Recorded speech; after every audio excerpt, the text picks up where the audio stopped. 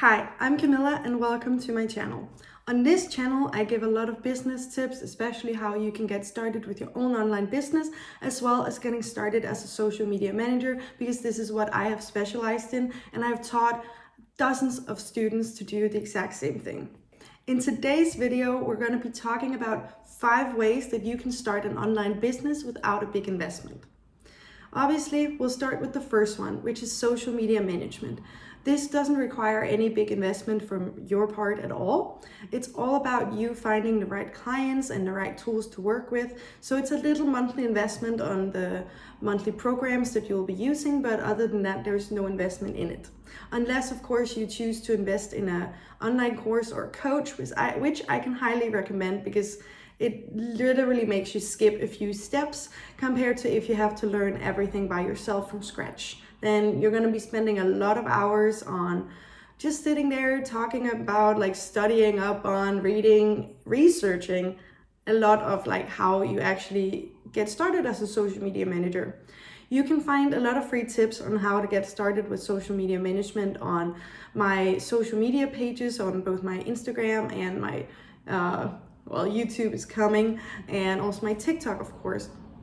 But so that being said, you can get started working as a social media manager without really investing a lot of money, but it can also take you a lot of time. It can literally take you years to build up your business and to learn all of these things if you don't invest in an online course or a coach. But again, it's completely possible. The second thing that you can do for running your own successful online business without a major investment is drop shipping. So there's a little investment in this part because it requires you to actually buy a website and a Shopify account and then build everything up from there. There's a lot more that goes into drop shipping than just, it's not as easy as you might think. I myself have tried to look into drop shipping and setting up a store on that, but I chose to go with social media management and focus on that way because I felt like it was way more controllable and manageable than drop shipping. But there's definitely a lot of people that make a lot of money on drop shipping, and it is one thing that I would really like to try when I have a little bit more of a settled business and a passive income, passive online income that just runs the other parts of my business for me. Then I think I'll be looking into drop shipping. A third way that you can make money online is working as a freelance copywriter or designer or graphic something. For example, by joining freelance pages like Fiverr and Upwork, where you can make a lot of money just by copywriting for different clients in both your native language, if it's not English, and also, of course, in English.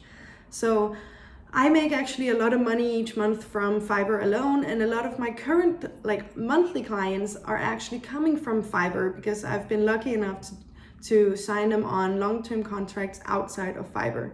But on Fiverr, you can easily make more than $2,000 a month. I even know a girl that makes more than $10,000, $30,000 a month.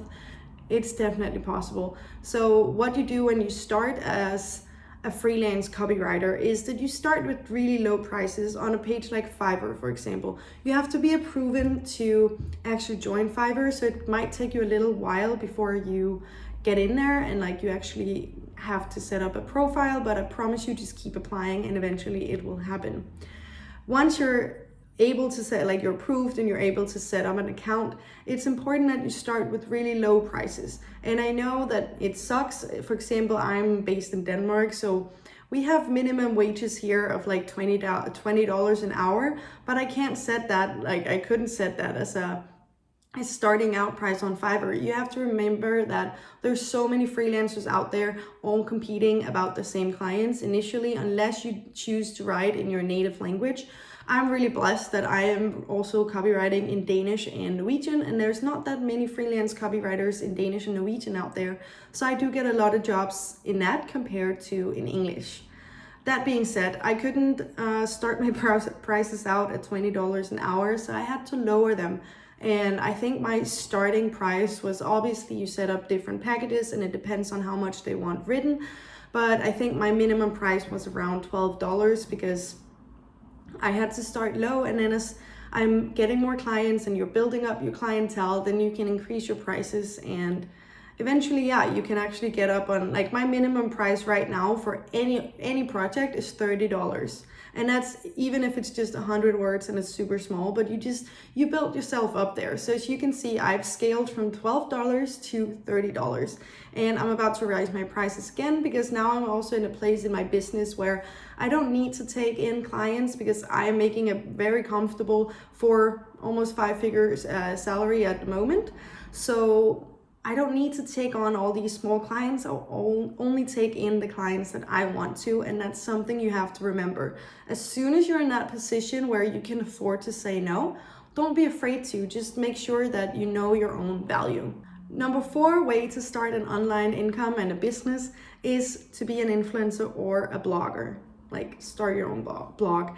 But I have to really be clear on this, that it's not easy, and it's not, compared to the other ways of making an online income, it's not something that you can just sit down and then determine that this is what you want to work with and then basically make money right off the bat, as you can with a lot of the other ones. Obviously it takes a little while to build up, but with an influencer it takes years, because you can't just grow 10,000 followers a month unless you buy them or like really go viral. And that's, yeah, I don't even think actually it's happening for any big ones, any big accounts. But anyway, so like obviously it's possible to make a good income being an influencer and a blogger. But if you're just starting out, I would recommend you to go for one of the other options first, because yeah, an influencer and a blog, you pay for the blog, but that's basically the only investment, unless like you also here you can pay for an online course and a coach, and obviously like expensive equipment like a camera and stuff, but it's not anything that you need to succeed as an influencer. But that being said, it's not something scalable really. Like it is when you get up there, but it's also not something that you really have any control over. It doesn't matter how hard you work, you still have no control over when the collaborations are coming to you. On the blog you can do affiliate marketing, and that one can help a little bit too, but then you really need to invest a lot of time and effort into growing your blog traffic. Of course, if this is your dream and you want to try it, then I say go for it. But I'm just trying to make you look at it in a realistic way, that you might really struggle making money in that way. Like, I started out my online journey as an influencer, and I have been in the influencer business for more than 4 years now. And 2 years ago, I realized that even though I was making a comfortable living and it was my full-time job at the time, I really didn't like the way that I couldn't control what my income was going to be each month. Like, you had no idea, because you have no idea what kind of collaborations are coming your way. So that's actually why I started to get into social media management, because that way it was a steady online income and I always knew what to expect, and I felt like I was way more in control of it. And then I still do the influencer thing on the side, but it's not something that I rely on. So yeah, but it's a good way to make money online once you've built up your audience. YouTube, I would say, also falls under this, but YouTube and, for example, TikTok, if you're lucky enough to be located in one of the countries that has the TikTok Creator Fund, same as with the YouTube and with ads, once you've built it up, then you can make a little money on it, just by posting. You're not dependent on collaborations and so, but yeah, anyway, it's possible, but I'm just preparing you that it might be hard. The 5th way to make money online and create an online business and steady income for yourself is online courses. And for me, this is basically the best thing that I have ever done for myself and my own business. I launched my online course, the Social Media Managers Masters class, in February 2021. Where I'm teaching others how they can become and get started as a social media manager, how they can get clients, where they find the clients, how they schedule everything for their clients, basically everything that they need to know about social media. So an online course is basically, for example, let's say you want to be a social media manager, but you don't really feel like wasting the next 2 years teaching yourself all of these things like I did. When I started out, there was no social media management, wasn't really a thing. There was no coaches or online courses on it. But honestly, if there was, I would have bought one for sure, because it was 2 years of a lot of trial and error and getting fucked over by a lot of clients that would skip out on the bill and basically would just, not respect you or respect your work. And we don't want that. So building an online course is it's basically a really good way to also like contribute to your steady income. So I both do an online course and a social media management. So it's like it really complements each other really well, because it's always good to diversify your incomes. So people that have, or if you're thinking about building an online course, you kind of need to make money some other way first, but this is a really good way to scale your business. Because for example, if you are looking to buy an online course, would you buy from someone who's been working as a social media manager for years, or someone who only just started out themselves? You would probably go with the one that has already worked with it for years, because they know what they're talking about and they have like proved, and maybe the other person has worked with it for years too, but it hasn't been visible, or like they haven't had an online presence. So then of course you're going to invest in the one that you think can really teach you something.